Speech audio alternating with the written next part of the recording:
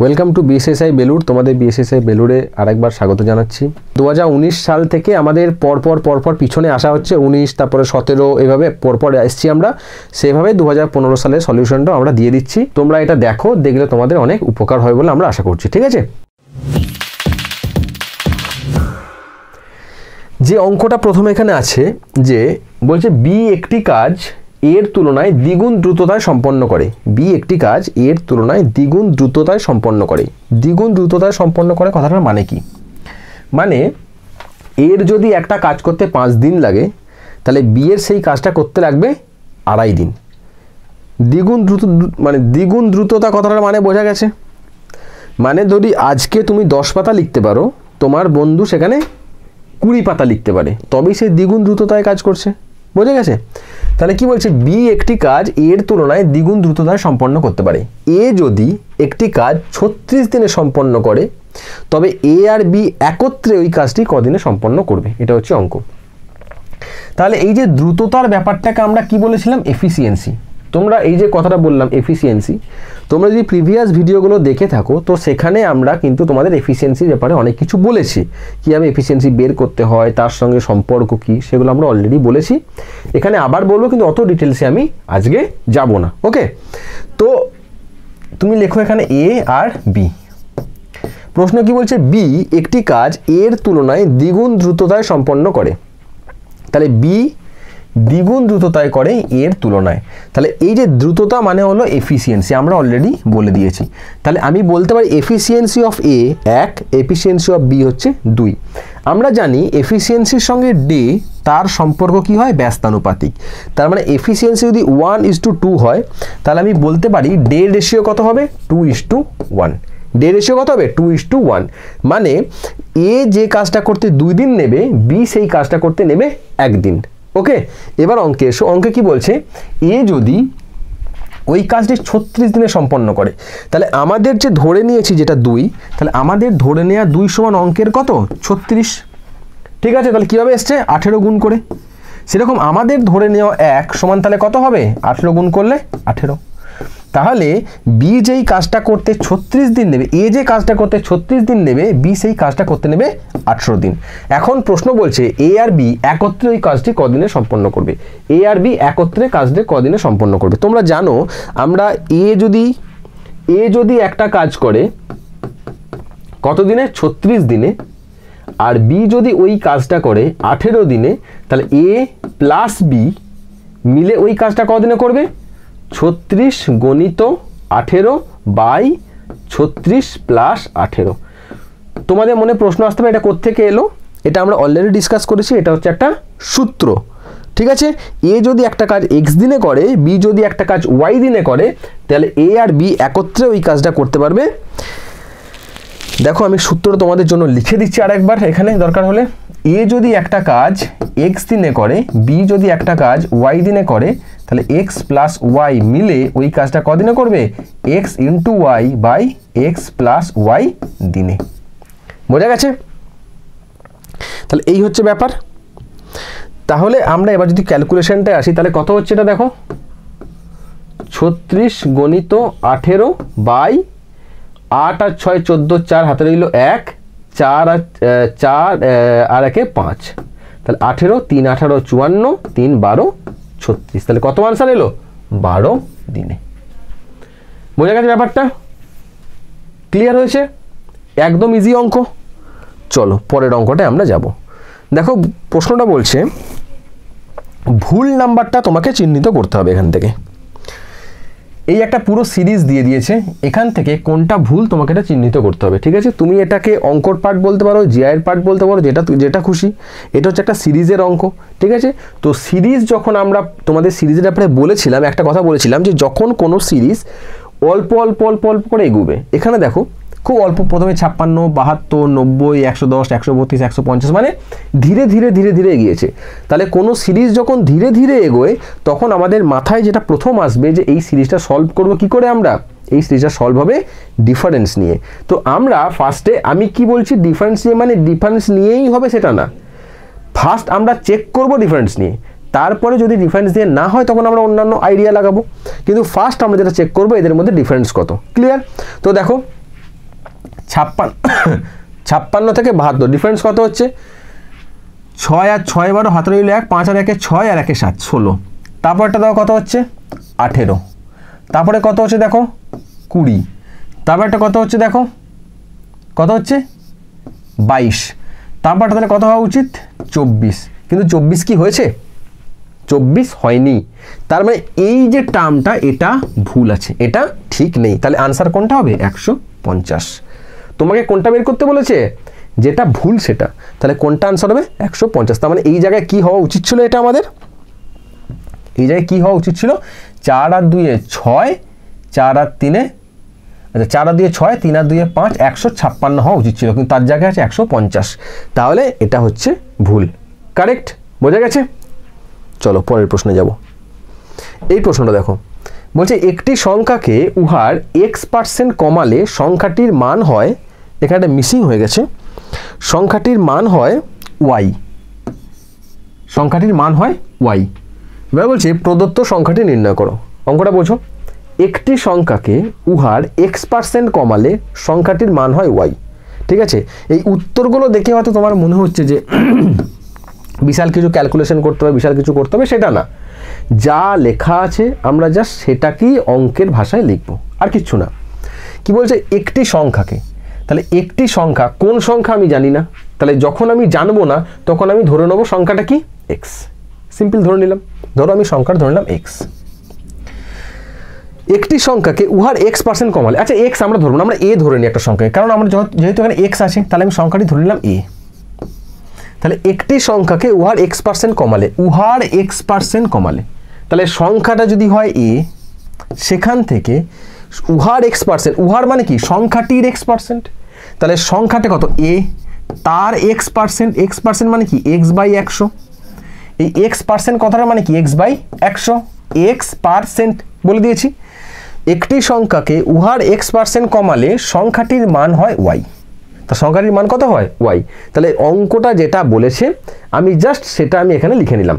এবার আমাকে প্রশ্ন করেছে সংখ্যাটি হবে, তাহলে সংখ্যাটি হবে মানে কি? a, তার মান কত হবে এটা আমাকে বের করতে হবে। সিম্পল হিসাব, a এর মান কত হবে বের করতে হবে। তো আমি কি করব? a minus ax/100 is equal to y। কোনো ডাউট নেই এটা নিয়ে। তাহলে তুমি এখান থেকে সিম্পলি এটা কমন নিয়ে নাও। কমন নিলে তা তুমি কি পাবে? 1 minus x/100 is equal to y।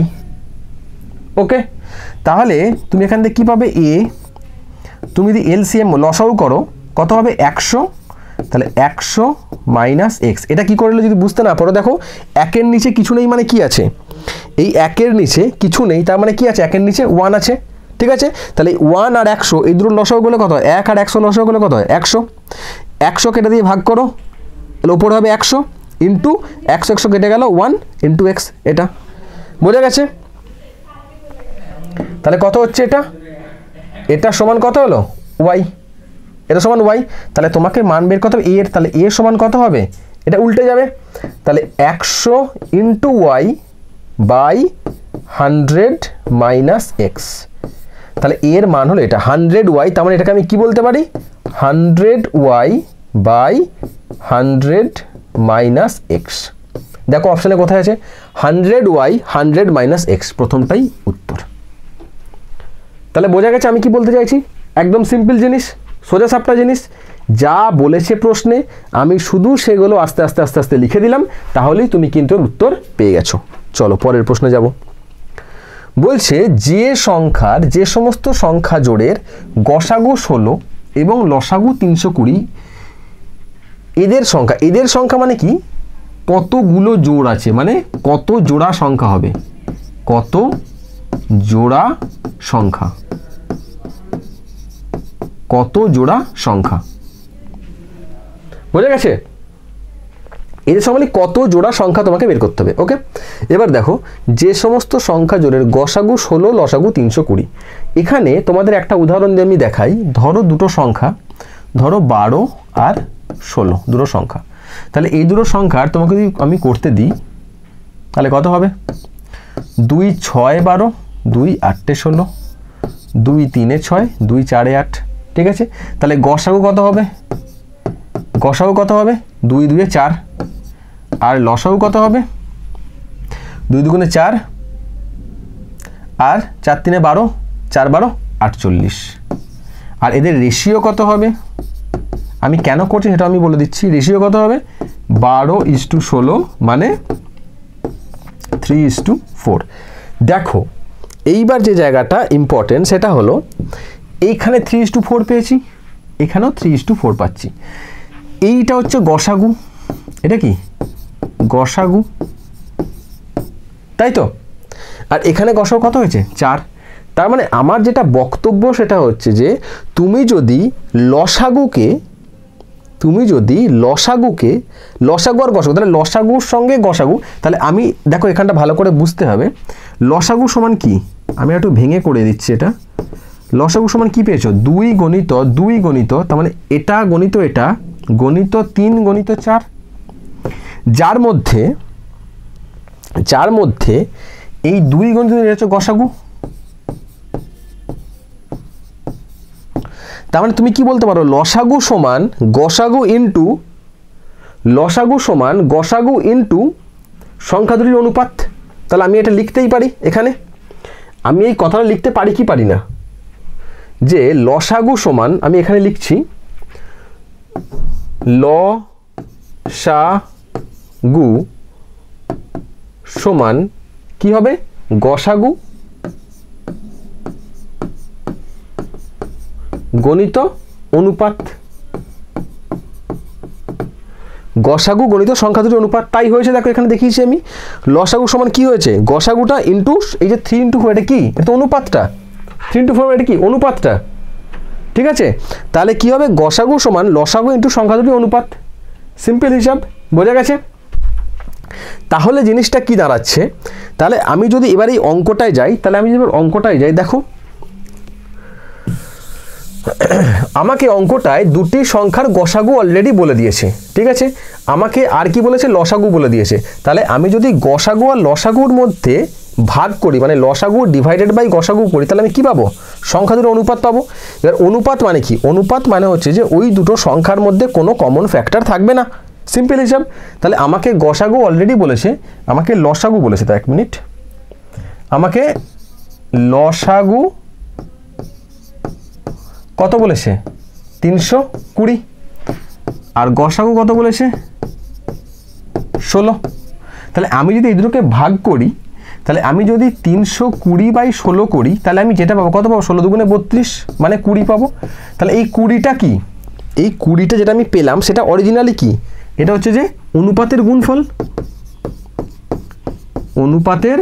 গুণফল ঠিক কি না তাহলে তাই যদি হয়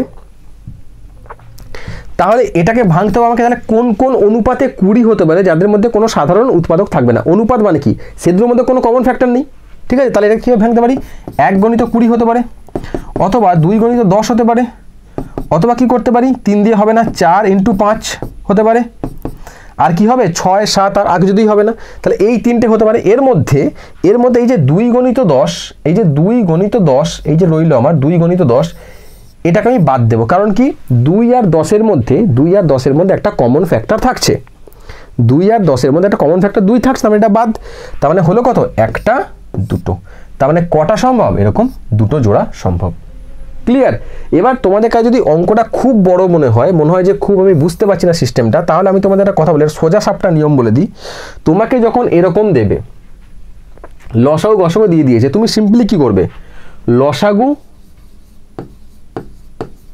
বাই গসাগু যেটা পেলে সেটাকে এমন দুটো সংখ্যায় ভাঙতে হবে যারা পরস্পর মৌলিক এই যেটা পেলে এটাকে এমন দুটো সংখ্যায় ভাঙতে হবে যারা পরস্পর মৌলিক তাহলে এখানে আমি লিখে দিচ্ছি যে এমন দুটো সংখ্যায় ভাঙতে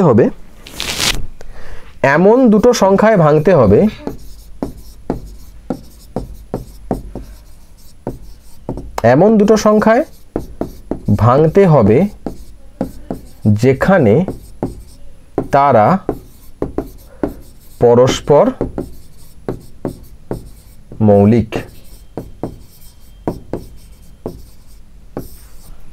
বোঝা গেছে এই হচ্ছে পুরো সিস্টেমটা তাহলে এটাকে তুমি বলতে পারো, এটা হচ্ছে, এটা তোমার বলতে পারো এটার শর্ট ট্রিক্স তুমি বলতে পারো, এটা শর্ট ট্রিক্স তুমি বলতে পারো। আর আগে যেটা আমি বোঝালাম তোমাদের, এটা হচ্ছে পুরোটার এক্সপ্লানেশন যে তুমি কিভাবে অঙ্কটা করবে। বোঝা গেছে? চলো পরেরটায় যাব। আচ্ছা, তোমাদের এখানে একটা কথা বলে দিই, WBPSCর ক্লার্কশিপে নতুন একটা ব্যাচ আমাদের এখান থেকে লঞ্চ হচ্ছে, তোমরা সবাই জানো নিশ্চয়ই, তোমরা আগের যে ভিডিওগুলো আছে সেখানেও তুমি দেখেছো। এটা একটা ব্যাচ আমরা লঞ্চ করতে যাচ্ছি, যেখানে এক্সক্লুসিভলি তোমাদের WBPSCর যে ক্লার্কশিপ যে এক্সামটা হবে তার যে সিলেবাস ওরিয়েন্টেড আমাদের পড়ানো হবে, এবং প্রিভিয়াস ইয়ারের কোশ্চেন যেগুলো ছিল সেগুলোকে আমরা অ্যানালিসিস করব, এবং তার বেসিসে নতুন কী কোশ্চেন আসতে পারে তার একটা প্রবাবেল সেটও আমরা দেবো, এবং প্রত্যেকটা চ্যাপ্টার ধরে ধরে, তোমরা যদি ভিডিওটা না দেখে থাকো, একটা ভিডিও আমরা বানিয়েছিলাম যে কোন কোন চ্যাপ্টার পড়তে হবে, কোন চ্যাপ্টারগুলো পড়া উচিত, কোনগুলো পড়া উচিত না, এই সমস্ত নিয়ে একটা চ্যাপ্টার মানে ভিডিও বানিয়েছিলাম, সেটা তোমরা দেখতে পারো। এবং সেই চ্যাপ্টারগুলো ধরে ধরে তোমাদের ফুল কোর্স এখানে করানো হবে, প্রত্যেকটা সাবজেক্ট ওয়াইজ। ঠিক আছে? তো তোমরা যত তাড়াতাড়ি সম্ভব এই অ্যাডমিশনটা নিয়ে নেবে। এখানে তোমাদের নাম্বার দেওয়া আছে, এই নাম্বারে তোমরা ফোন করতে পারো বা হোয়াটসঅ্যাপ করতে পারো, দিয়ে তোমাদের ইনফরমেশন পেয়ে যাবে এবং তোমরা যত তাড়াতাড়ি সম্ভব ভর্তি হয়ে নেবে। ওকে, চলো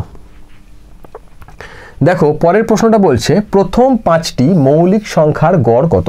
প্রথম 5টি মৌলিক সংখ্যার গড় কত? তাহলে এখানে তোমাকে জানতে হবে সবথেকে ছোট মৌলিক সংখ্যা কি। তুমি যদি প্রথম 5টি মৌলিক সংখ্যার গড় বের করতে গিয়ে তুমি যদি প্রথম অঙ্কটায় সংখ্যাগুলোকে লেখো 1, 2, 3 এরকম যদি শুরু করো, তাহলে অঙ্কটা ভুল হয়ে যাবে। কারণ এখানে দি মোস্ট ইম্পর্টেন্ট কথা হচ্ছে এই 1 সংখ্যাটা মৌলিক নয়, মৌলিক নয়, আবার যৌগিকও নয়, যৌগিক নয়। তাহলে 1 হচ্ছে এমন একটা সংখ্যা যেটা মৌলিক সংখ্যাও নয়, যৌগিক সংখ্যাও নয়। এটা তোমরা খাতায় নোট করে নাও, ঠিক আছে? তাহলে সব থেকে ছোট মৌলিক সংখ্যা কি? 2। তাহলে 2 হচ্ছে সব থেকে ছোট মৌলিক সংখ্যা। ঠিক আছে? 2 হচ্ছে সব থেকে ছোট মৌলিক সংখ্যা। তাহলে আমাদের যে মৌলিক সংখ্যা সিরিজটা আমরা শুরু করব, সেটা তাহলে কোথা থেকে শুরু হবে? 2 থেকে। ঠিক আছে? আর এবার বলে দিই মৌলিক সংখ্যা কাকে বলে। মৌলিক সংখ্যা হচ্ছে সেই সংখ্যা, মৌলিক সংখ্যা হলো সেই সংখ্যা যেই সংখ্যাকে 1 এবং সেই সংখ্যা ছাড়া অন্য কোনো সংখ্যা দিয়ে ভাগ করা যায় না। মানে মৌলিক সংখ্যা হলো সেই সংখ্যা যার মাত্র 2টি উৎপাদক থাকে, 1 এবং সেই সংখ্যা। আমি আবার রিপিট করছি, যদি লিখতে না পারো লিখে নাও। মৌলিক সংখ্যা হলো সেই সংখ্যা যাকে 1 এবং সেই সংখ্যা ছাড়া অন্য কোনো সংখ্যা দিয়ে ভাগ করা যায় না। আবার তুমি এইটা ডেফিনেশন লিখতে পারো, মৌলিক সংখ্যা হলো সেই সংখ্যা যার মাত্র 2টি উৎপাদক থাকে, 1 এবং সেই সংখ্যা, 1 এবং সেই সংখ্যা। তাহলে একটা মৌলিক সংখ্যা ডেফিনেটলি কটা উৎপাদক থাকবে? 2টো উৎপাদক থাকবে, মিনিমাম 2টো, ম্যাক্সিমামও 2টো। সেটা কি কি? একটা 1 এবং একটা সেই সংখ্যা। তাহলে 1 এই সংখ্যাটা কেন মৌলিক নয়? কারণ এই 1 সংখ্যাটার একটাই উৎপাদক 1। যেহেতু এর একটাই উৎপাদক, কিন্তু মৌলিক সংখ্যার 2টো উৎপাদক থাকতে হবে, 1 এবং সেই সংখ্যা, সেই জন্য 1 মৌলিক সংখ্যা নয়। ক্লিয়ার? তাহলে পরীক্ষায় যদি প্রশ্ন আসে 1 কেন মৌলিক সংখ্যা নয়, তাহলে তার উত্তরও আমরা কিন্তু অলরেডি পেয়ে গেছি। ওকে, এবার আমরা আসবো প্রশ্নে। প্রথম 5টি মৌলিক সংখ্যা। তাহলে প্রথম 5টি মৌলিক সংখ্যা আমি অলরেডি বলেছি, মৌলিক সংখ্যা শুরু হয় 2 থেকে। তাহলে প্রথম সংখ্যা কি? 2। তারপরে মৌলিক সংখ্যা কি? 3। তারপরে মৌলিক সংখ্যা কি হবে? 5। তারপরে মৌলিক সংখ্যা কত হবে? 7। তারপরে কত হবে? 11। কটা হলো? 2টো, 4টে, 5টা। তাহলে এই প্রথম 5টা মৌলিক সংখ্যা পেয়ে গেছো। এবার এদের গড় বের করতে হবে। তাহলে গড় বের করার নিয়ম কি? গড় বের করতে গেলে কি করতে হয়? সংখ্যাগুলোকে যোগ করতে হয় ডিভাইডেড বাই কতগুলো সংখ্যা। ক্লিয়ার? তাহলে সংখ্যাগুলোকে তোমায় যোগ করতে হবে। তা যোগ করো এদেরকে, ডিভাইডেড বাই কতগুলো সংখ্যা। কতগুলো সংখ্যা মানে কত? 5টা সংখ্যা। তাহলে সংখ্যাগুলোকে যোগ করলে কত হবে? 3 আর 2 5 আর 5 10, 10 আর 7 17, 17 আর 11 কত হয়? 17 আর 10 27 আর 1 28। তাহলে এগুলোকে আমি যদি যোগ করি, তাহলে এদের যোগফল কত হবে? যোগফল এলো কত? 28। ঠিক আছে? কতগুলো সংখ্যা? তাহলে গড় কত হবে? 28 ডিভাইডেড বাই 5। কেন 5? 5টি সংখ্যা বলে। ঠিক আছে? তাহলে কত হবে? 5 5 এ 25। ঠিক আছে? দেখো 5 5 এ 25 মানে 5 পয়েন্ট সামথিং। তাহলে এই দুটো অটোমেটিক্যালি বাদ হয়ে গেল। ঠিক আছে? 26 27 28 3, তাহলে 5 6 30, কত হলো 5.6 হলো আনসার। 5.6 হচ্ছে আনসার। বোঝা গেছে? তাহলে এখান থেকে আমরা জানলাম মৌলিক সংখ্যা কাকে বলে, এক কেন মৌলিক সংখ্যা নয়, সবচেয়ে ছোট মৌলিক সংখ্যা কি, এই তিনটে জেনেছি, প্লাস অঙ্কটা আমরা করেছি। ওকে, চলো নেক্সট প্রশ্ন। বলছে 1 থেকে 100 পর্যন্ত সংখ্যাগুলি লিখলে, এটা ও নয়, হ্যাঁ এটা হচ্ছে 0, এটা হবে 0, অঙ্কটি যতবার লেখা হবে সেটি হলো 1 থেকে 100 পর্যন্ত তুমি যদি সংখ্যাগুলোকে লেখো তাহলে 0 সংখ্যাটা কতবার লেখা হবে। ঠিক আছে, এরকম সিম্পল ব্যাপার। দেখো তুমি 1 থেকে 100 পর্যন্ত প্রথম শূন্যওয়ালা সংখ্যা কি, প্রথম শূন্যওয়ালা সংখ্যা কি 10। ঠিক আছে, তাহলে তুমি 10 থেকে 90 পর্যন্ত সংখ্যাগুলো পাবে, কটা পাবে, 10 20 30 40 50 60 70 80 90, কটা, 9টা। ক্লিয়ার? তাহলে 10 থেকে 90 পর্যন্ত প্রত্যেকটার কিন্তু একটা করে শূন্য আছে, আর মাঝে কোনো সংখ্যা আছে যার শূন্য আছে, না, নেই। তাহলে 10 20 30 40 50 60 70 80 90, এই 9খানা সংখ্যা তুমি পাচ্ছ 10 থেকে 90 এর মধ্যে। ক্লিয়ার? তারপরে সংখ্যাটা কি পাচ্ছ, শূন্যওয়ালা সংখ্যা 100, যার কটা শূন্য, দুটো। তাহলে 9 + 2 11টা, কটা হবে, 11টা। একদম ক্লিয়ার? এর মাঝে কোনো কিছু নেই শূন্যওয়ালা সংখ্যা, 100 দুটো শূন্য, বাকিগুলো সব একটা করে শূন্য। ওকে, চলো। আচ্ছা, এখানে একটা কথা বলে নিই, যদি এই প্রশ্নটাই বলতো যে 1 থেকে 100 পর্যন্ত এমন কতগুলো সংখ্যা আছে যার শেষে থাকবে 5, তখন তুমি কি করতে, দেখো কিভাবে করবে। প্রথমত 5 তো একটা থাকবেই, রইল 1 থেকে 10-এর মধ্যে একটা 5 রইল। আবারে যেখানে দশকের ঘরে 5 আছে সেরকম সংখ্যাগুলো, মানে কেমন, ধরো 15 25, ঠিক আছে, ধরো আবার 35 45, এই সংখ্যাগুলোও পাবে। ঠিক আছে, 55 এই সংখ্যাটাও পাবে, আবার ধরো 65 75 95 এরকমও পাবে। ঠিক আছে, আপ টু 65 75 85 আর 95 এই সংখ্যাগুলো পেলে, প্লাস এগুলো তো হলোই, প্লাস এই যে 5-এর ঘরের যতগুলো সংখ্যা, এরকমও প্রশ্ন আসতে পারে যে 1 থেকে 100 পর্যন্ত তুমি সংখ্যা যদি লেখো তাহলে কতগুলো 5 পাবে, এরকম প্রশ্ন আসতে পারে। সেক্ষেত্রে আমরা কি করে করবো দেখাচ্ছি সেটা। 5 থেকে শুরু হলো 95 পর্যন্ত এই যে সংখ্যাগুলো, এগুলো সমস্ত কি এককের ঘরে 5 আছে, পেয়ে গেছো। এরপরে যেগুলো 5-এর ঘরে, ধরো 50 51 52 53 54 55, সেগুলোকেও ক্যালকুলেশনের মধ্যে কিন্তু রাখতে হবে। 50 51 52 53 54 55 আপ টু 59, এটাকেও কিন্তু তোমাকে ক্যালকুলেশনের মধ্যে রাখতে হবে। তাহলে বুঝতে পেরেছো আমি কি বলছি, শূন্য যখন বললো সেক্ষেত্রে একরকম, যখন এরকম কোনো সংখ্যাওয়ালা বলবে 5 কতবার থাকবে বা 6 কতবার থাকবে, 10 কত মানে 8 কতবার থাকবে, তখন কিন্তু আমাদের শুধুমাত্র এককের ঘরটা ক্যালকুলেশন করলে হবে না, দশকের ঘরে যাদের শূন্য আছে বা 5 আছে সেগুলোকে আমাকে ক্যালকুলেশন করে রাখতে হবে। ক্লিয়ার? চলো পরের প্রশ্নটা দেখো।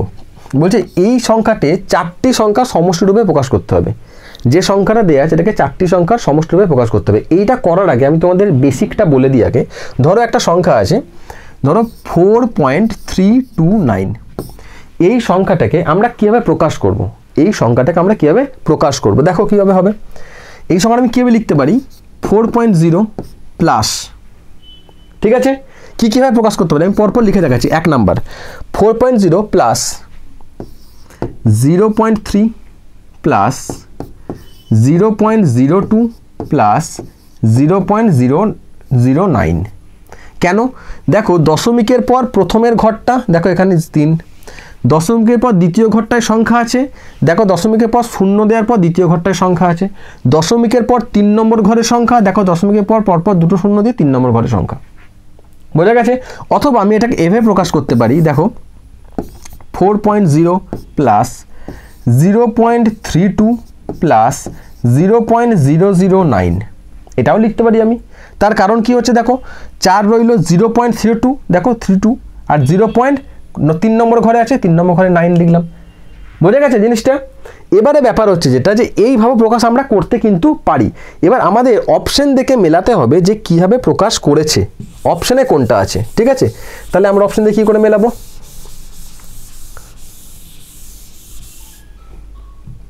দেখো কি আছে, 3 পয়েন্ট সংখ্যাটা এইটা 3.43, ঠিক আছে। তাহলে দেখো অপশন 1-এ দেখো 3 পয়েন্ট, আমাকে কি করতে হবে, পরপর 3 গুলো আনতে হবে। 1 নাম্বার ঘরে 3 কোথায় আছে 0 পয়েন্টের পর 1 নাম্বার ঘরে 3 পাচ্ছি, 2 নম্বর ঘরে 3 পাচ্ছি, 3 নাম্বার ঘরে 3 পাচ্ছি, 4 নাম্বার ঘরে 3 পাচ্ছি। তাহলে এটাই হয়ে যাবে আনসার।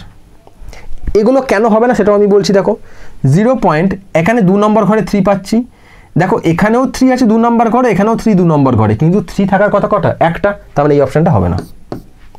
এখানে দেখো 0.3 আছে, 2 নম্বর ঘরে 3 আছে, আচ্ছা পেলাম, 1 নম্বর ঘরে পেলাম, 2 নম্বর ঘরে পেলাম, ঠিক আছে। এটা কত পাচ্ছি? আবার এখানে দেখো 1 নম্বর ঘরে পাচ্ছি, তাহলে এখানে তো 1 নম্বর ঘরে একবার হয়েছে, আবার যদি এটাকে আমি যোগ করি তাহলে তো হবে না, তাহলে তো 3 আর 3 6 হয়ে যাচ্ছে, তার মানে এটাও হবে না। বোঝা গেছে? সিমিলারলি এটা দেখো 0.03, এটা 2 নম্বর ঘরে পাচ্ছি, এখানেও পাচ্ছি, দেখো এখানেও পাচ্ছি, তাহলে এখানে একটা 3 এখানে একটা 3 যোগ করবো, কি করে হবে? হবে না, এটাও কাটা। আচ্ছা তোমাদের একটা বেসিক জায়গাটা যেটা আমি বলতে একটু মিস করে গেলাম সেটা আমি লিখে দিচ্ছি, এখানে বলে দিচ্ছি। 0.25 প্লাস 2.005 যদি আমি এটাকে যোগ করি তো কেমন হবে? এই যোগটা আশা করি সবাই জানো, এটাই বেসিকটা, এটা আমি প্রথমে বলতে ভুলে গেছি, আমি বলে দিচ্ছি। 0.25 লিখলে আর 2.005 এইভাবে লিখতে হয়, এই হচ্ছে যোগ। আমি বলছিলাম যে 1 নাম্বার ঘর 2 নাম্বার ঘর, ঠিক আছে। দেখো 1 নাম্বার ঘরে দেখো 2 5, তা তুমি যখন এখানে যোগ করবে দেখো 5 আর 0 যোগ করলে কত হয়? 5 আর 0 5, এটা 2, তাহলে কত আছে? 2.255। তার মানে এটাকে আমি এভাবে লিখলাম 2 পয়েন্ট, আমি অন্যভাবেও লিখতে পারি। দেখো 2 পয়েন্ট, দেখো 1 নাম্বার ঘরে 2 নম্বর ঘরে, দেখো 1 নাম্বার ঘরে 2, 2 নম্বর ঘরে 5 আর 3 নম্বর ঘরে 5, পেয়েছো? এই হচ্ছে যোগ। তাহলে এই জিনিসটা আমরা এখানে বললাম, আর কিছুই না। বোঝা গেছে কেন হলো? বাকিগুলো কেন হলো না বলে দিয়েছি, ঠিক আছে। চলো পরের প্রশ্নে যাওয়া যাক। বলছে একটি বইয়ের ধার্য মূল্য 150 টাকা, একটি বইয়ের ধার্য মূল্য 150 টাকা, 10% ছাড় দিলে বইটির বিক্রয় মূল্য কত হবে? ধার্য মূল্য মানে কি? ধার্য মূল্য মানে হচ্ছে একটা বইয়ের উপরে বা কোনো জিনিসের উপর যে টাকাটা লেখা আছে সেটাকে বলে ধার্য মূল্য। ক্লিয়ার? মানে তুমি ধরো জামা প্যান্ট কিনতে গেছো, যে টাকাটা লেখা থাকে এমআরপি হিসাবে বা শপিং মলে গেলে যেটা ট্যাগে লেখা থাকে সেটা হচ্ছে তার ধার্য মূল্য, ঠিক আছে। তা একটি বইয়ের ধার্য মূল্য 150 টাকা, মানে দাম লেখা আছে 150 টাকা, 10% ছাড় দিচ্ছে। তাহলে এই যে ছাড় দেওয়ার ব্যাপারটা, এই জায়গাটা ইম্পর্টেন্ট। ছাড় দেওয়ার ব্যাপারটা কার উপরে ছাড় দেয়? তুমি যখন শপিং মলে বাজার করতে যাও, যেটা দাম লেখা থাকে, ধরো 599 টাকা দাম লেখা আছে 20% ছাড়, তাই 20% ছাড় কার উপরে? যেটা দাম লেখা আছে তার উপরে না। মানে এই যে ছাড় সবসময় কার উপরে হয়? ছাড় মানে কি? ডিসকাউন্ট বা ছাড় কার উপরে হয়? যেটা ধার্য মূল্য তার উপরে। এটা সব থেকে বেশি ইম্পর্টেন্ট কথা, ধার্য মূল্যের ওপর সবসময় ছাড় হয়, ঠিক আছে। তাহলে 10% ছাড় দিলে বইটির বিক্রয় মূল্য কত হবে? আমি একটা কথা তোমাদের বলেছি, তুমি যখন লাভ ক্ষতির অঙ্ক করবে তখন তুমি কাস্টমার না, তুমি তখন দোকানের মালিক, তবেই তুমি অঙ্কটা করতে পারবে, কারণ দোকানের মালিকের হিসাবেই ক্রয় মূল্য বিক্রয় মূল্য হয়।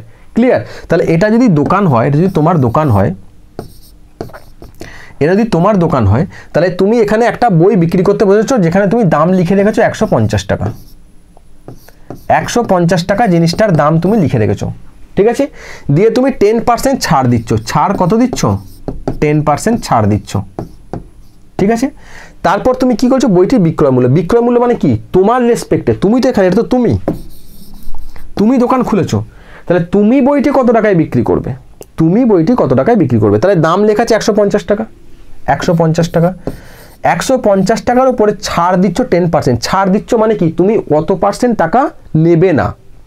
10% ছাড় দেওয়া মানে কি? মানে যে দাম তার 10% টাকা আমি নেব না। তাহলে কত পার্সেন্ট টাকা নেব? 90%, তাই তো। আমি যদি 10% টাকা না নিই তাহলে কত টাকা নেব? 90% টাকা নেব। 10% ছাড় মানে কি? আমি তোমার কাছে 10% টাকা নিলাম না, তাহলে আমাকে 90% টাকা দাও। তাহলে 150 টাকার 90% যেটা, সেটা হবে আনসার। তাহলে 9 15 কত হয়? 135। আমি কোষে দেখিয়ে দিচ্ছি, 150 গণিত 90/100, এই শূন্য এই কেটে দাও, 9 15 135 টাকা। তাহলে উত্তর কত হবে? 135 টাকা। তাহলে এই যে এত কাণ্ড করার কি প্রয়োজন নেই, তোমরা যখন পরীক্ষায় অঙ্কটা করবে সিম্পল হিসাব, 150 টাকা দাম, তুমি তার উপর 10% ছাড় দিচ্ছ। 10% ছাড় মানে কি? 10% টাকা আমি কম নেব, তাহলে কত পার্সেন্ট টাকা নেব? 90% টাকা নেব। তাহলে এর 90%, ঠিক আছে। তাই 90% কত? এই দুটো শূন্য তো অটোমেটিক্যালি কেটে যাবে, নিচে শূন্য জন্য 9 15 135 টাকা। Simple, clear. চলো দেখো, তোমাদের যে অ্যাডমিশনের কথা আমি বলেছিলাম, তোমাদের যে ক্লাস হওয়ার কথা আমি বলেছিলাম, যে ব্যাচ স্টার্ট হচ্ছে, তো সেই ব্যাচের প্রথম 100 জন স্টুডেন্টের জন্য একটা অফার প্রাইস রাখা হয়েছে, সেটা হচ্ছে 4,999 টাকা, মানে 5,000 টাকা। তাহলে এই 4,999 টাকা দিয়ে তোমরা যদি ভর্তি হয়ে যাও, নর্মাল কোর্স ফি কত? 10,000 টাকা। তোমাদের 5,000 টাকায় কোর্সটা এনরোল করতে বলা হচ্ছে। যদি তোমরা এনরোল করো, তোমরা কী কী ফেসিলিটিস পাবে আমাদের এখান থেকে সেগুলো আমি বলে দিই। সপ্তাহে 6টি লাইভ ক্লাস পাবে, ঠিক আছে? সপ্তাহে 6টা লাইভ ক্লাস তোমাকে দেওয়া হবে। লাইভ ক্লাস, যেখানে স্যাররা ক্লাস নেবেন লাইভে, তোমরা স্যারদের সাথে ইন্টারাক্ট করতে হবে ডিরেক্টলি, রেকর্ডেড না। ক্লিয়ার? স্যারদের সাথে কথা বলতে হবে, তোমাদের ডাউটস জানাতে পারবে। এবং যে ক্লাসগুলো তোমরা লাইভে পাচ্ছ, সেই ক্লাসগুলো তুমি যদি ওই সময় ক্লাস করতে না পারো, তার রেকর্ডেড ভার্সন তোমাদের অ্যাপে থাকবে। তোমরা সেটাকে নিজেদের অ্যাপ থেকে কিন্তু যতবার খুশি দেখতে পারো, যখন খুশি দেখতে পারবে। ওকে? 200 ঘন্টার ভিডিও লাইব্রেরি। ভিডিও লাইব্রেরি ব্যাপারটা আমি বলেছি অলরেডি, তাও বলে দিচ্ছি। ভিডিও লাইব্রেরি কি? ভিডিও লাইব্রেরি হচ্ছে, ধরো তোমাকে একটা চ্যাপ্টার করানো, ধরো প্রফিট অ্যান্ড লস তোমায় করানো হচ্ছে, তো প্রফিট অ্যান্ড লসের তোমাকে ধরো 30টা প্রশ্ন করানো হলো। তোমার মনে হলো না আমি আরও প্রশ্ন দেখব, আরও কোশ্চেন কী করে করানো হচ্ছে দেখব, তো তার জন্য তোমাদের সাহায্য করবে ভিডিও লাইব্রেরি। ভিডিও লাইব্রেরি তোমরা অ্যাক্সেস পেয়ে যাবে। এখানে কি হবে? প্রফিট অ্যান্ড লসের উপর আরও অনেক অঙ্ক তোমরা পাবে, যে অঙ্কগুলো আরও অনেক টাইপের অঙ্ক, আরও অনেক নাম্বার অফ কোশ্চেন তোমরা ভিডিও লাইব্রেরিতে পেয়ে যাবে। সেখানে তোমরা গিয়ে তোমরা যদি যাও, সেখানে গিয়ে তোমরা প্রফিট অ্যান্ড লসের আরও প্রশ্ন দেখতে পারবে। বোঝা গেছে আমি কি বলতে চাইলাম ভিডিও লাইব্রেরি ব্যাপারে? 1500 পেজের স্টাডি মেটেরিয়াল, একটা পুরো স্টাডি মেটেরিয়াল তোমাদেরকে পাঠানো হবে, 1500 পেজের স্টাডি মেটেরিয়াল, ঠিক আছে? এইখান থেকেই এই যে স্টাডি মেটেরিয়ালটা বানানো হয়েছে, এই স্টাডি মেটেরিয়ালটা আমাদের যে প্রিভিয়াস ইয়ার যে কোশ্চেন হয়েছিল, বা তোমাদের প্রথমে যখন আলোচনা করেছিলাম যে কোন কোন পরীক্ষার প্রশ্ন দেখতে হবে, তার উপর বেস করে বানানো হয়েছে। সেই স্টাডি মেটেরিয়াল তোমাদের কাছে থাকবে। তোমরা এখান থেকে ওয়ান লাইনার বা ডেসক্রিপটিভ টাইপের সেখানে তোমরা পড়তেও পারবে। তোমাদের কাছে একটা ফিজিবল কপি থাকবে, যেটা তুমি পড়তে পারবে। ভর্তি হওয়ার সাথে সাথে 13টি ইবুক তোমাকে দেওয়া হবে। স্টাডি মেটেরিয়াল তো রইলই, সাথে সাথে 13টা ইবুক তোমার কাছে যাবে, যেগুলো তুমি প্রিন্ট আউট করে নিয়ে পড়তে পারবে বা জেরক্স করে নিয়ে তুমি পড়তে পারবে। বোঝা গেছে? এই ইবুকগুলো তোমার অ্যাক্সেস থাকবে, প্লাস 50,000 আনলিমিটেড কোয়েশ্চেন ব্যাংক। এইটা সব থেকে ইম্পর্টেন্ট। তোমার কাছে একটা কোয়েশ্চেন ব্যাংক থাকবে, যেখান থেকে তুমি যেখানে খুশি যতবার খুশি তুমি এক্সাম দিতে পারবে। 50,000 কোয়েশ্চেনটা মুখের কথা নয়। তুমি যে তোমার যে 5-6 মাস টাইম আছে, সেই 5-6 মাস টাইমে তুমি 50,000 কোয়েশ্চেন তুমি দেখে শেষই করতে পারবে না হয়তো। কাজে তুমি প্রতিদিন নতুন নতুন কোয়েশ্চেন অ্যাটেম্প্ট করতে পারবে, যে কোয়েশ্চেনগুলো পরীক্ষায় তোমার আসার সম্ভাবনা থাকবে। তুমি যদি এই কোয়েশ্চেন ব্যাংকটা ভালো করে যাও, কোনো কিছু না করে, তাও তুমি পরীক্ষায় বহু কোয়েশ্চেন কমন পেয়ে যাবে। তো এই পুরো কোয়েশ্চেন ব্যাংকের অ্যাক্সেস তুমি এখানে পেয়ে যাবে। বুঝতে পেরেছো? তো এই সমস্ত কিছু তোমরা পাবে শুধুমাত্র যদি কোর্সে এনরোল করো। এই কোর্স ফিটা আমি আবার বলে দিচ্ছি, 5,000 টাকা প্রথম 100 জনের জন্য, শুধুমাত্র প্রথম 100 জনের জন্য 5,000 টাকা। ওকে? দেখো এবার অঙ্কে আসি। বলছে 2 বছরের 5,000 টাকার চক্রবৃদ্ধি সুদ 832 টাকা। 5,000 টাকার 2 বছরের চক্রবৃদ্ধি সুদ 832 টাকা। তাহলে বার্ষিক সুদের হার কত? দেখো, চক্রবৃদ্ধি সুদের একটা বেসিক ফর্মুলা আছে, আমরা জানি। সেটা কি? a সমান p into 1 plus r by n to the power r by 100 to the power n। এটা সিম্পল ফর্মুলা আছে, ঠিক আছে? কিন্তু এই ফর্মুলা দিয়ে আমরা কোনোদিনই অঙ্ক পরীক্ষায় করব না। কারণ এটা খুব জটিল ফর্মুলা। এটা দিয়ে অঙ্ক আমাদের ক্লাসে করানো হয়, কম্পিটিটিভে তুমি এটা দিয়ে অঙ্ক করতে যাও, তাহলে তুমি অঙ্ক করতে পারবে না, ঠিক আছে? তো কম্পাউন্ড ইন্টারেস্টকে আমরা কি করব? খুব সহজ করে দেখব। কম্পাউন্ড ইন্টারেস্টকে আমরা সহজ করার জন্য এই অঙ্কটাই তোমাদের দেখাই কি করে আমরা সহজে করতে পারবো। এই যে 832 টাকা, ঠিক আছে? এই 832 টাকা তুমি লেখো। আজকে যে নিয়মটা তোমাকে আমি বলছি, এই নিয়মটা তুমি অন্যান্য যে কোনো পরীক্ষায় কোশ্চেন আসছে, সেই কোশ্চেন তুমি দেখবে, দেখে তুমি আমাকে বলবে যে এই নিয়মটা তুমি অঙ্কটা করতে পারছো কিনা। তারপর তুমি আমাকে বলবে যে এটা তুক্কা নাকি ভালো একটা ট্রিক্স, ঠিক আছে? আগে ভালো করে দেখো। এই 832 টাকায় খুচরো হচ্ছে 32টা। 32টা আমি কি বলতে পারি? এটাকে কি বলতে পারি? আমি খুচরো বলতে পারি। মানে 832 টাকায় কী হবে? এটা খুচরো, এটাকে বাদ দিয়ে দাও। পড়ে রইল কি? 800 টাকা। পড়ে কে রইল? 800 টাকা।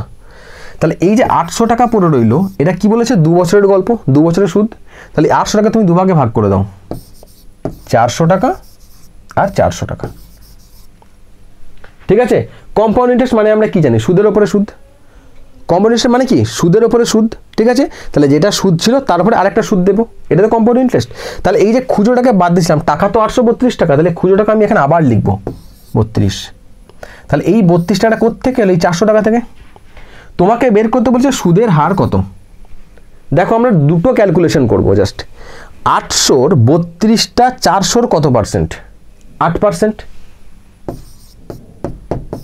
সিম্পল হিসাব, 8%। 2 নম্বরে দেখবো, তাহলে আমি দেখতে পাচ্ছি কি এইটার 8% 32, তার মানে সুদের হার 8% আমি ধরে নিলাম, আমি আনসার টিক করে দিলাম। আমি আরেকটা ক্রস চেক করবো, 5000 টাকার উপরে সুদ হয়েছিল তো, মানে গল্পটা কেমন ছিল, 5000 টাকা তোমার মূলধন আছে, তুমি প্রথম বছরে 400 টাকা সুদ পাচ্ছ, পরের বছরে 400 টাকা সুদ পাচ্ছ, তারপরের বছরে 32 টাকা সুদ পাচ্ছ। এটাই তো পুরো কম্পাউন্ড ইন্টারেস্টের ক্যালকুলেশনটা হওয়ার কথা ছিল। তো আমি এইটাকে জাস্ট কত পার্সেন্ট আমি দেখতে পাচ্ছি, তাহলে এইটা যে পার্সেন্ট হবে এইটাও সেম পার্সেন্টই হবে। তাহলে 5000 টাকার 8% 400, তাহলে এখানেও 8%, এখানেও 8% হচ্ছে কত, 832। তার মানে এই 832টাকে আমরা যখন অঙ্কটা করছি আমরা দেখতে পাচ্ছি মানে ক্রস ক্যালকুলেশন করে দেখতে পাচ্ছি আমি কি, যে আমি 8% হয়ে যাচ্ছে অঙ্কটার উত্তর। আমার 8% যদি অঙ্কের উত্তর হয়, তাহলে 5000 টাকার 8% 400 টাকা এটাও হচ্ছে, 400 টাকা 8% 32 টাকা এটাও হচ্ছে, 2 বছর হিসাবে 832 টাকা আমি পেয়েও যাচ্ছি।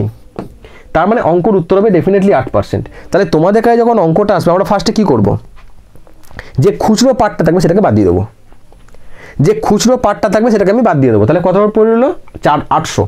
800 টাকে 2 বছর মানে দুটো পার্টে আমি ভাগ করব, 800টা 2 বছর মানে দুটো পার্টে আমি ভাগ করব। ক্লিয়ার? তাহলে দুটো পার্টে আমি ভাগ করলাম, দুটো পার্টে ভাগ করে কত কত পেলাম 400 400। এবার দেখবো যে এই 400 আর এই যে 32, এই 32টা কোত্থেকে এলো, এই 400-র পার্ট, এটা কত পার্সেন্ট, যত পার্সেন্ট সেটাই হলো আনসার। বোঝা গেছে? এই যে ট্রিক্সটা তোমাকে আমি বললাম, এটা তুমি যে কোনো কম্পাউন্ড ইন্টারেস্ট এই ধরনের অঙ্কের কাজে লাগিয়ে দেখো, 100% মিলে যাবে।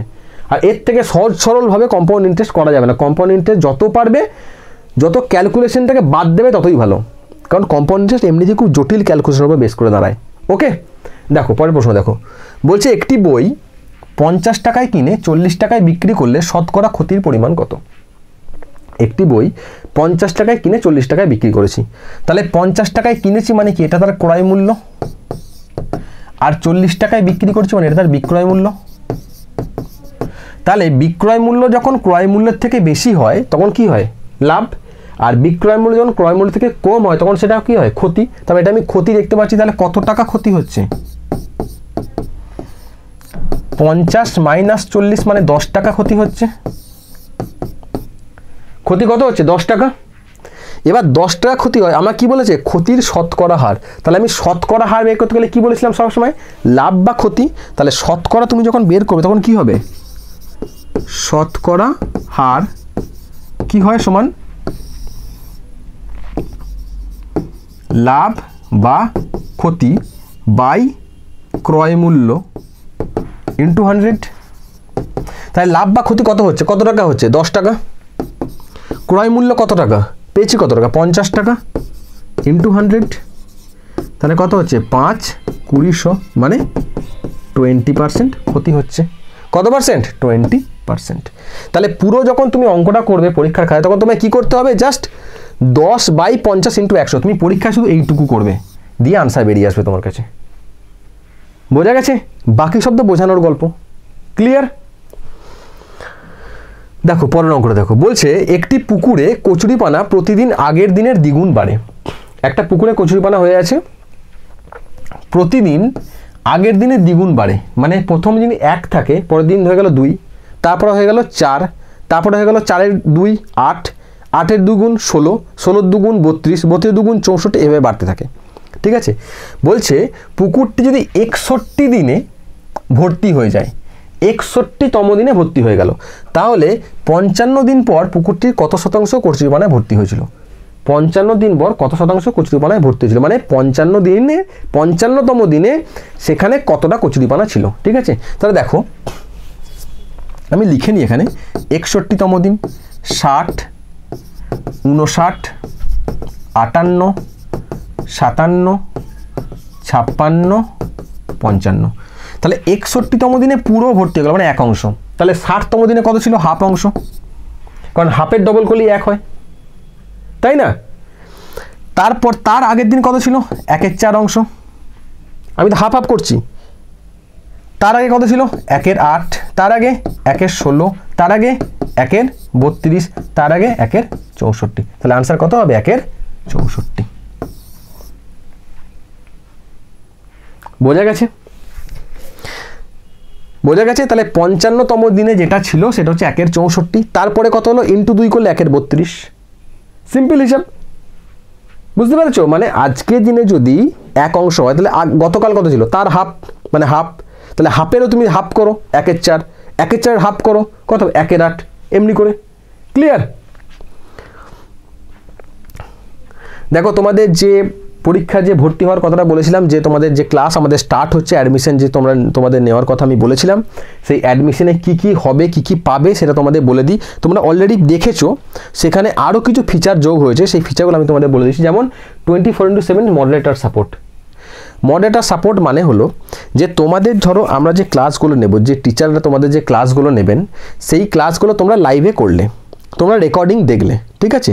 তারপরে তোমাদের ধরো কোনো অঙ্ক করতে গিয়ে আটকে গেল, কোনো অঙ্ক করতে গিয়ে তোমার আটকে গেল, তখন তুমি কাকে বলবে? পরের দিনে ডাউট ক্লিয়ারিং ক্লাস থাকবে, কিন্তু তারপরেও তুমি কতজন বলবে? ধরো তোমার 100-150 জন ক্লাস করছো, সবাই তো ডাউট ক্লিয়ারিং সবাইকে বলতে পারবে না ওইটুকু ক্লাসের মধ্যে।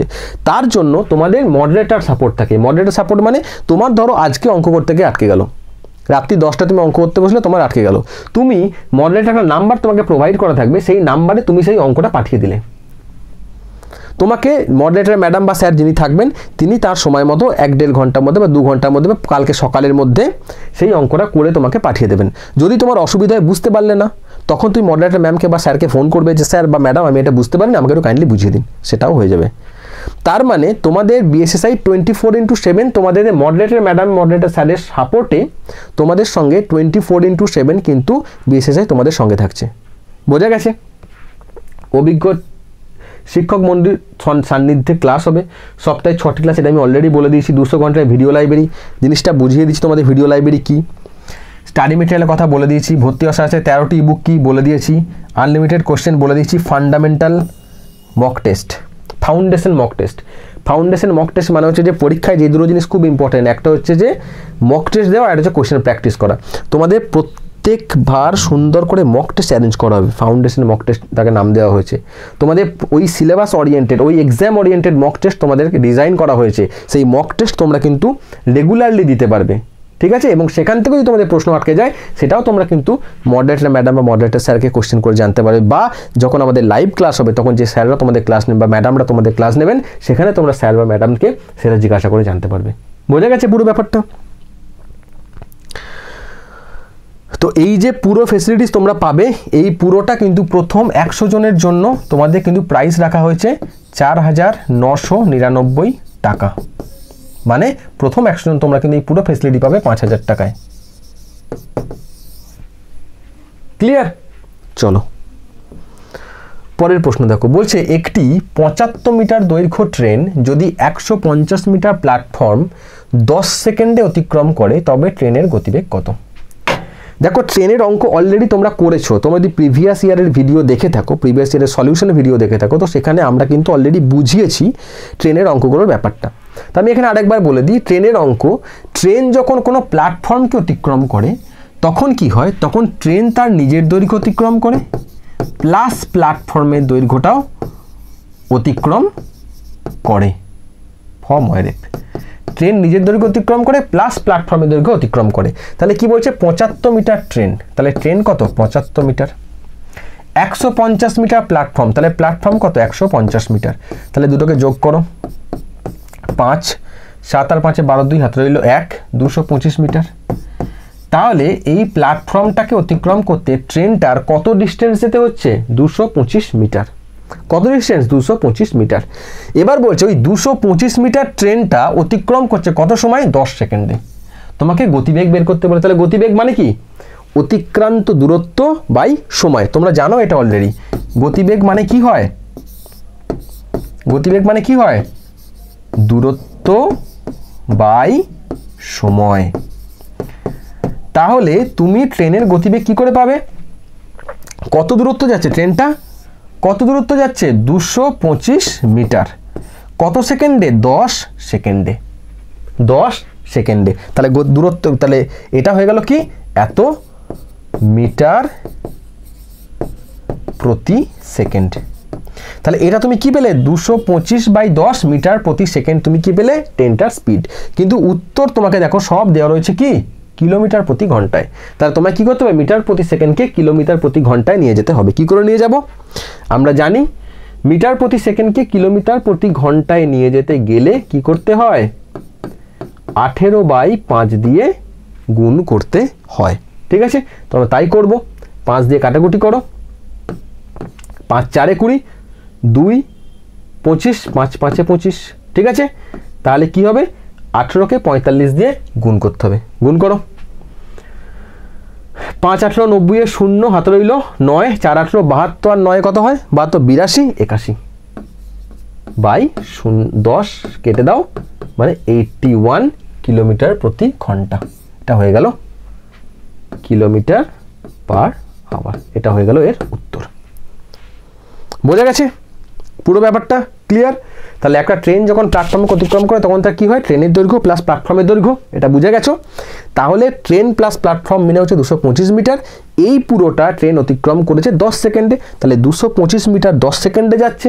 তাহলে আমি গতিবেগ সমান কি জানি? দূরত্ব বাই সময়। তাহলে দেখো দূরত্ব বাই সময়, এটা হলো কি? এর গতিবেগ। কি হলো এর? গতিবেগ। তাহলে গতিবেগ কি আছে? মিটার পার সেকেন্ডে, কিন্তু উত্তর আছে কিলোমিটার পার আওয়ার। তাহলে মিটার পার সেকেন্ডকে আমি কিলোমিটার পার আওয়ারে পরিণত করেছি। কত দিয়ে গুণ করছি? 18/5 দিয়ে আমি গুণ করেছি। 18/5 দিয়ে গুণ করলাম, উত্তর চলে হলো 81 কিলোমিটার প্রতি ঘন্টা। ওকে, চলো নেক্সট প্রশ্নে যাব। দেখো বলছে একটি দ্রব্যের মূল্য 20% হ্রাস পেল, পরে ওই হ্রাসপ্রাপ্ত মূল্য 20% বৃদ্ধি পেল। দেখো এরকম একটা অঙ্ক আমি আগের দিন করিয়েছিলাম। প্রথমে কি হলো? 20% হ্রাস পেল, পরে হ্রাসপ্রাপ্ত মূল্য 20% বৃদ্ধি পেল। তাহলে যখন 20% হ্রাস পেল, 20% বৃদ্ধি পেল, তাহলে বৃদ্ধি বা হ্রাস একই পার্সেন্টেজে হচ্ছে। ইম্পর্টেন্ট কথা যেটা আমার এখানে বলার, তোমাদের মনে রাখার, সেটা হচ্ছে যে যখন, তার মানে পরপর হচ্ছে, যখন প্রথমে হ্রাস তারপরে বৃদ্ধি। তাহলে এখানে দুটো জিনিস হচ্ছে, এখানে দুটো জিনিস হচ্ছে। এক, পরপর হচ্ছে, পরপর হচ্ছে, আর 2 নম্বর কি? হ্রাস এবং বৃদ্ধি হচ্ছে। আর 3 নাম্বার কি আছে? একই পার্সেন্টেজে হচ্ছে, একই শতকরা হারে হচ্ছে। তাহলে এখানে 3টে জিনিস হচ্ছে। একটা হচ্ছে পরপর হচ্ছে, একবার হ্রাস তারপরে একবার বৃদ্ধি হচ্ছে। পরে কি? একই পার্সেন্টেজে হচ্ছে, আর একবার হ্রাস একবার বৃদ্ধি হচ্ছে। তাহলে যখন এরকম ধরনের হয় তখন তার একটা ফর্মুলা থাকে কি? -x²/100। এটা কি ফর্মুলাটা?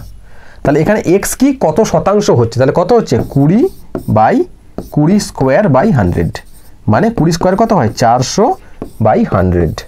এখানে মাইনাস মাইনাস, ঠিক আছে? সাইন খাওয়ার সময় কি হবে? মাইনাস সাইন হবে, মাইনাস। তা কাটো, কত আসছে? -4%। এই মাইনাস কথার অর্থ কি? 4% হ্রাস। তাহলে এই হ্রাসটা আমি কেন বললাম? কারণ যেহেতু মাইনাস আছে। হ্রাস কেন হলো? মাইনাস আছে বলে। তাহলে সবসময় মনে রাখতে হবে যখন একই পার্সেন্টেজ বাড়বে এবং কমবে, একই পার্সেন্টেজ একবার বাড়লো একবার কমলো, সেক্ষেত্রে সবসময় কি হবে? লস হবে, হ্রাস হবে। ঠিক আছে, তাহলে উত্তর কত হবে? 4% হ্রাস। একই পার্সেন্টেজ বাড়লো কমলো, প্রথমে 10% বাড়লো, তবে 10% কমে গেল, 20 বাড়লো 20 কমলো, 30 বাড়লো 30 কমলো, যখন এরকম হবে। যেমন ধরো তোমাকে যদি বলা হয় যে প্রথমে 30% বাড়লো তারপরে 30% কমে গেল, তা তুমি কি করবে? 30^² মাইনাস চিহ্ন, তাহলে কত হবে? -900/100 মানে -9%। তার মানে কি হলো আনসার? -9% মানে 9% হ্রাস। বোঝা গেছে? ক্লিয়ার? চলো পরের প্রশ্নে যাবো এবার।